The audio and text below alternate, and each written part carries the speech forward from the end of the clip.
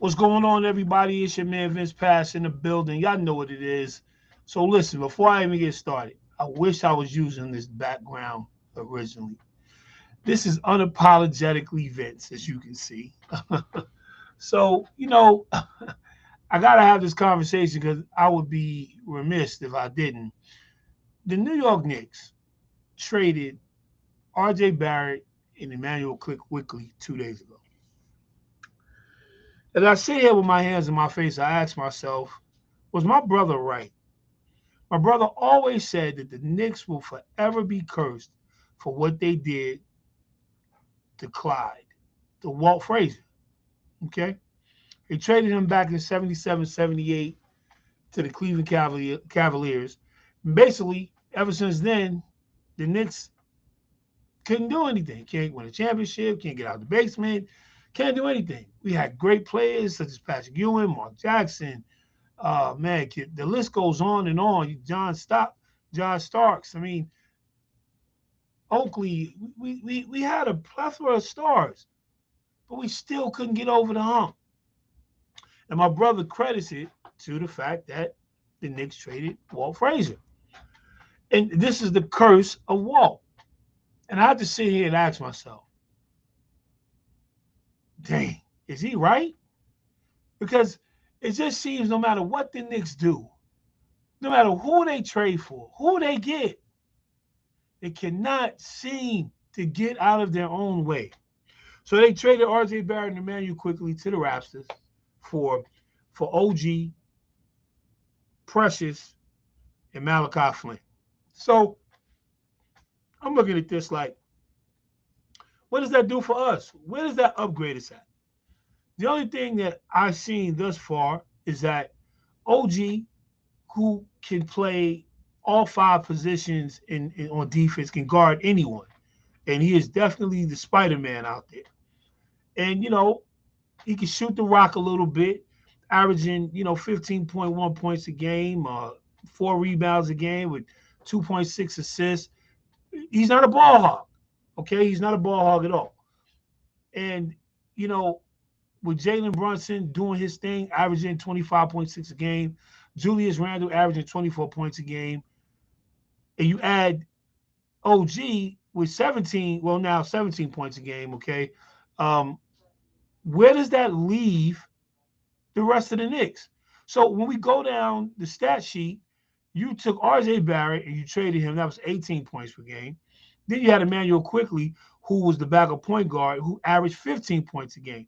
After that, you had Precious Achua, who doesn't even average no points a game. And then you had Malachi Flynn, which is, where is he? He's only averaging 5.1 points a game, 2.1 rebounds, and 2.4 assists. This is before the trade. And what I'm saying is, where do we pick anybody up at? Where does this help the Knicks in any way whatsoever? Like, geez, what do we got to do to get a team? The next Knick that averaged double figure is Dante DiVincenzo. I mean, like, come on. This kid for real, he averages 10 points a game. Then you got Josh Hart, 7. Quentin Grimes, 6. Mitchell Robinson was out for the year. Okay, 6. Isaiah Harrington, 6. Evan Fournier, 6. Miles McBride, 2 points. Jericho Sims, 1.6. Taj Gibson, 1 point. Come on, like, where does the bleeding stop? But all these first-round draft choices that the Knicks have coming up in the upcoming years, why do they not use it? Well, it'd be a waste of time to really use it now. The reason being because we're already going close to midseason. We almost at the All-Star break. Who are you really going to trade for with 7 first-round picks right now? Okay? There's no mystery. You should have got Donovan Mitchell earlier. But what was my man thinking? What was the ownership thinking? Again, I still think they need to trade. They need to sell the Knicks. Okay? But it just upgrades us defensively in some kind of way, but the point drop-off is significant. Okay? You're talking about 2 players together averaging, one's 18, the other one's 15. You take both of those 33.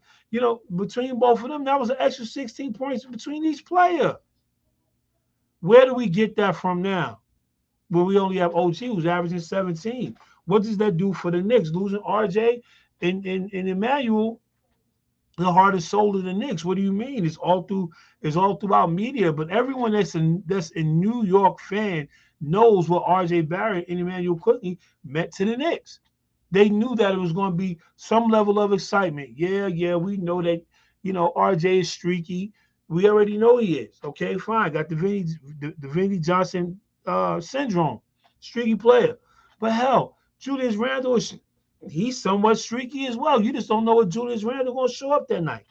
Jalen Brunson is always consistent. Again, you just do not know what Julius Randle is going to show up that night. So now you bring him OG, who is not a ball hungry kind of guy. Okay, not saying he'll chuck the ball up like we say in New York. Say you chucking Holmes. You feel me? He's not doing that. He creates, he gets rebounds, he gets assists, he plays defense. He defends very well, especially on the perimeter.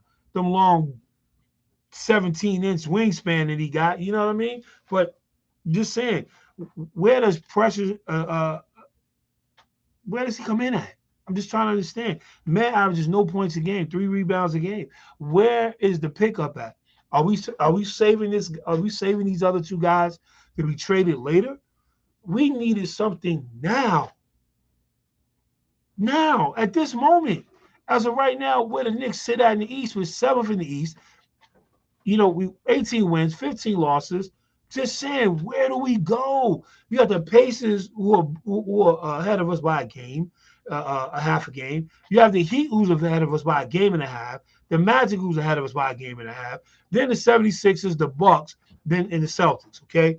Which is respectfully 26, 24, and 22 wins between with all three of them. Celtics at 26, the Bucks at 24, and the Sixers at 22.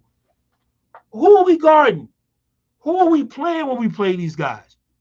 Who are we guarding? I'm just saying. Their three against our three. It's going to be a weakness somewhere. But at the end of the day, you got 5 players that's on the court. Who are we guarding?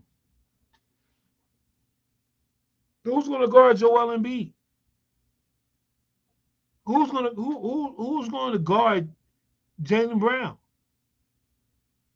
You feel me? Like who's going to guard him? Like what are we doing? Who's guarding Giannis? I'm just saying, man. The Knicks always seem to get to this place, and they just, oh my God, how much money do we still owe out in contracts? Isn't like 3 or 4 years ago we just got finished playing Larry Johnson off and Allen Houston? We get stuck in these long-term contracts with these dudes. Like, come on, James Dolan, please. As a Knicks fan, a diehard Knicks fan, man, my uncle used to work in the garden. He bled orange, blue, and white. We all, as New Yorkers, we grew up being a Knicks fan or a Net fan. And of course, you probably was a Lake or a Celtic fan by proxy. But you always came back home to the Knicks, man. Come on, man. Come on. Give us a break, man. Who's going to help out Jalen Brunson now? Who's the backup point guard? Come on. Come on, get for real. Who's going to be the backup to him right now? Miles McBride? Come on, man. I'm trying to understand this. We don't have enough ball handlers as it is now. Now we're stuck.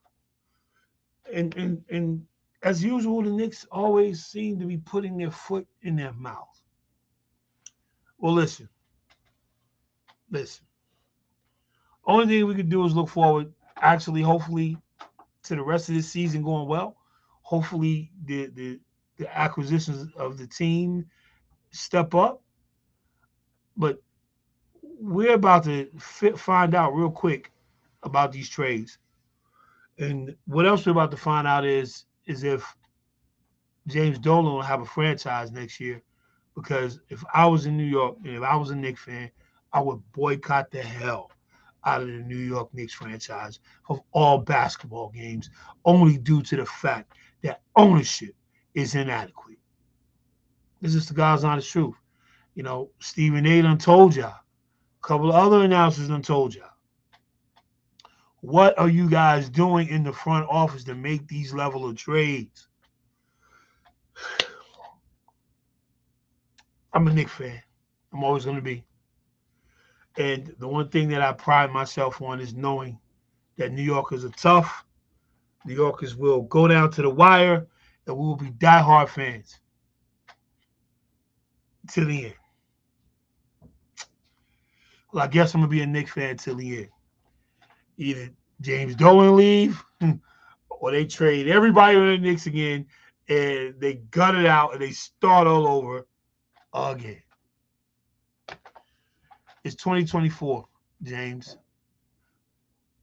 When are you gonna stop starting to continue the monotony and the shortcomings of the New York Knicks? Some things I could blame on the players. But this thing that's going on in front office, without a plan, man, it seems like we just going on without a plan. Whatever the plan is, man, I hope that it works out. We got seven more first round draft choices to use over these next couple of years. Let's see if we use them. All right. It's your man Vince Pass. Y'all know what it is. Let me know if y'all like the background unapologetically Vince. You feel what I'm saying? I'm switching my whole podcast over. It'll still be the Vince Pass experience. That'll still be coming out. Okay. But when I get on this sports talk and I get on my rants, we definitely going to unapologetically Vince. All right. It's exactly what I am. Shout out to me. Happy birthday to me. You feel me? Happy 53, Vince. Talk to you later, everybody. Peace.